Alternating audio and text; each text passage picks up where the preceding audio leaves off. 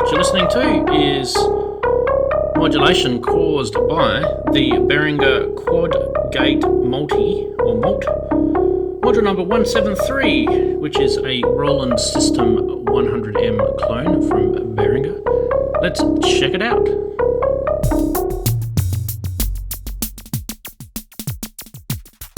Just a disclaimer on this video, I'm a noob when it comes to Eurorack. I'm not a noob for synths, I'm a noob for Eurorack.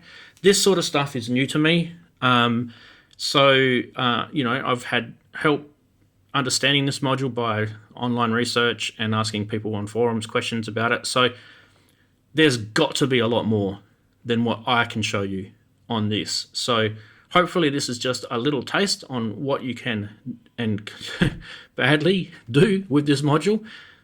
So yeah, let's get stuck into it. Let's just unplug a whole bunch of stuff on here and just give you guys a bit of a look at what this is. So there it is. It's a pretty basic looking module indeed. But you might think to yourself, why do I need this? And why have Behringer released this? Well, it's part of the System-100m. And what it is, it's got 4 or quad gates. Now each gate has an in and an out, and it has an active low and an active high CV input on it. And we'll get to that later, but it also has 6 multis. Now, for those who are wondering what type of multi it is, I can't find it in the documentation, but if I go back to the original Roland System-100m service diagram, and I'll put that up on the screen now so you can see it, to me it looks like a passive multi or mult. And the way you can prove this, I guess, is by showing just one real basic thing, and that is that each one of these ports here will replicate to another. So basically they're all electrically connected. So the way to show that would be to put an LFO. So let's grab an LFO out of the neutron. I'll just show it's coming out of the neutron just here. And we're going to go into, now if you look at the manual says to plug something into the first column, and then any of the 3, you can see it's got A, B, C, and D down the bottom here. So it says plug it into column A, and then B, C, and D will replicate what's plugged into A. But I'm going to show you that you can plug it into any one. So I'm going to plug it into the middle one here, which is to C. And then what we're going to do is we're going to grab any cable from any point. So I'm going to go to A here, and then I'm going to put the LFO into the active voltage here, and I'm going to slow the LFO down. So you can see it's taken an input from over here, and it's already sending it over there. And let's grab the other one. Let's grab where are we? Okay, let's grab column D, and I'm going to plug that into this gate over here, and you can see that's the active low, active high, exactly the same. Okay, so it doesn't have to be plugged into column A, which proves to me electrically that that's got to be passive. All right, but let's do it as they suggest. Let's do that. Let's plug it into column A. It makes no difference, as you can see. All right, so that's the first thing. The mults are passive. Okay, so really, what is the purpose of the mults? Well, they really act no differently to what a tip-top stacker cable will do electrically. You're not going to get any electrical benefit. It's not maintaining a voltage or anything like that across. But what it does do is it gives you a handy point to replicate your signals. In which case, I'm actually going to show you right now, and we're going to use 2 gates. Okay, so what we're going to do is we're going to show you what these gates can do with active low and active high. Now, what I'm going to do is I'm going to take the 2 oscillators separately out from the neutron, and I'm going to put them into gate 1 and gate 2 respectively. So oscillator 1 goes into gate 1, and oscillator 2 will go into gate 2. All right, so that makes it easy for us to remember which gate is which gate. All right, now, what else can we do? Let's have a look here. All right, so we need to get the signal out of gate 1, and we need to get the signal out of gate 2. and we need to go into our filter so we can hear something. So let's do that. All right, so we've got it coming out of the gates. Beautiful. Okay, now let's trigger the gates. So you can see it's doing exactly the same for each of the oscillators. Nothing sounds very interesting there at all. But what happens if we go to active low on one of the gates and active high on the other? This is what happens. It's the reverse of that square LFO, and you can show you that just by changing the rate of the LFO, and you can see I can slow it right down. What we need to do is turn that filter, sorry, I'll just turn that off for a sec, here we go. And we increase the rate of the LFO. Decreasing.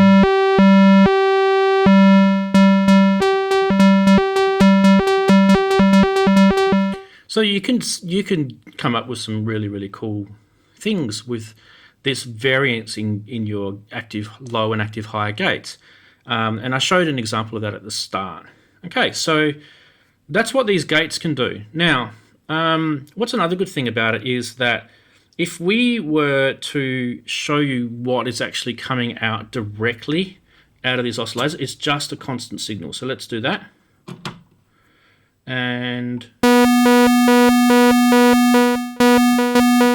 so if I don't apply a gate, okay, you'll just see it's a constant signal, right, coming out of those oscillators. So the gates are handy because you can manipulate more than what just a VCA module can do. So you can add a gate before you add a gate, if that makes sense. You can gate the gate, or you can negate the gate. Oh, so let's do the bad jokes here. All right, anyway, let's see what else we can do. Instead of having an LFO going into one of those, okay, what we're going to do now is we're going to take a cyclic envelope out of the make noise maths module, and we can increase the gate on that. You can probably play with this to get it right.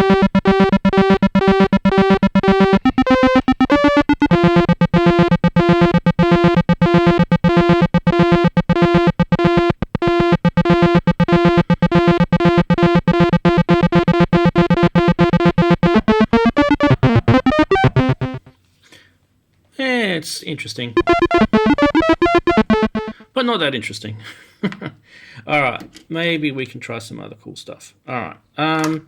One of the things that was suggested to me when I was sort of investigating this was, what can we do with, you know, multiple gates and getting different sort of tone sounds out of them? You try different LFOs for a start.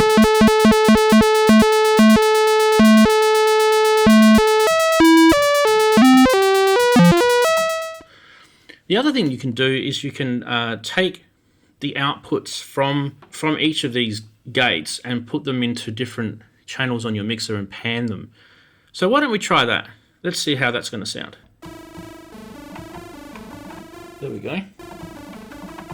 Much better fun now. Right. And we can probably go up a bit in volume now.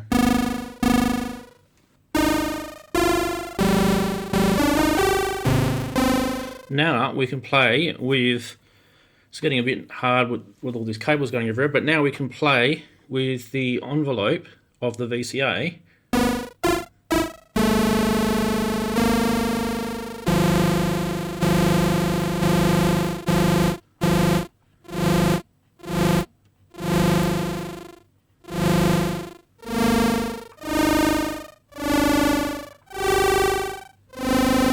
So now we've got a bit of a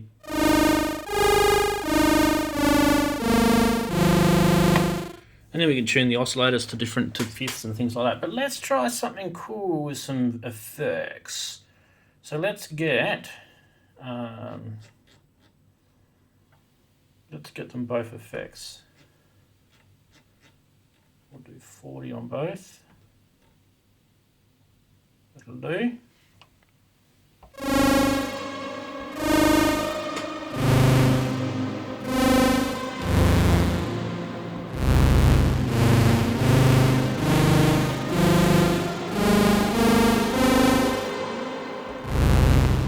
Alright, now let's add some delay. Now let's increase that attack.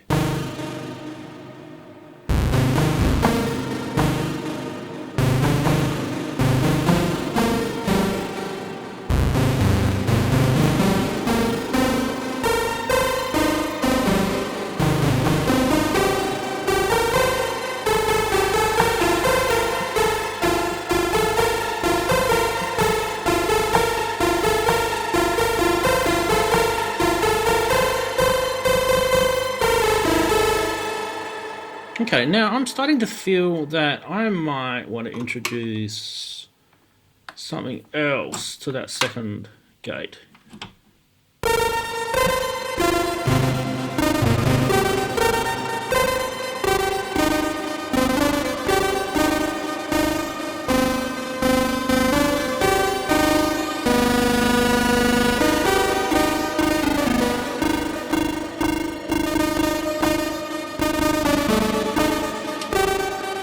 I'm going to do 2 VCA highs, so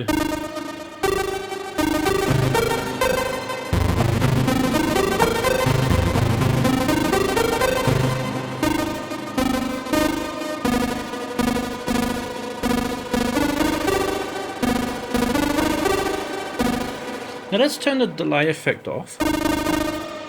Let's tune the oscillators to the same.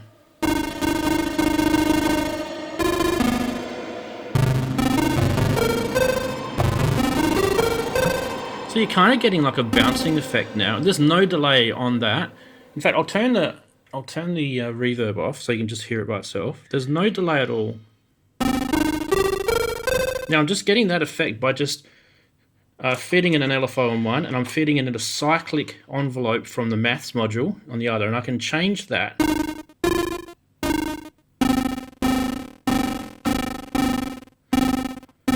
But if you get them kind of cycling similar rates, you'll get that sort of irregularity with the... Let's add the effects back in.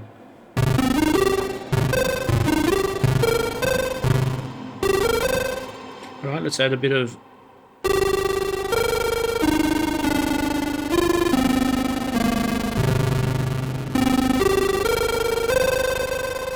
Why don't we slow these down?